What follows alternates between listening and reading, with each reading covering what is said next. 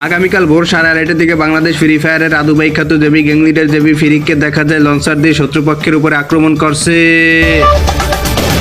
পরবর্তীতে দেখা যায় বাংলা ইউনিটি গ্যাংয়ের সদস্যরা বাংলার আদুবাই খ্যাত জেবি ফিরিককে একা পেয়ে উদুম কেলানি দিয়ে চাঁদের দেশে পাঠিয়ে দেয়। এদিকে বাংলাদেশের একমাত্র আদুবাইকে নৃশংসভাবে হত্যা করে বাংলা ইউনিটি গ্যাংয়ের উপরে খেপে যায় টিএসসি গ্যাংয়ের সদস্যরা।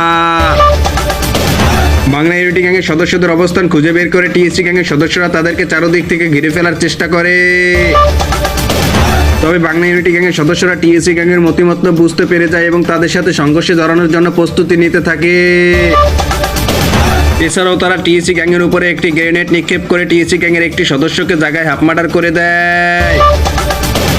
গ্রেনেডের মাধ্যমে টিএসসি গ্যাংয়ের এক সদস্যকে হাফ মার্ডার করে দিয়ে তাদের উপরে স্নাইপার হামলা করতে শুরু করে দেয়। পরবর্তীতে দুই গ্যাংয়ের সদস্যরাই বিভিন্ন প্রকার টিএসের গ্যাস এবং গ্রেনেড হামলা শুরু করে দেয়।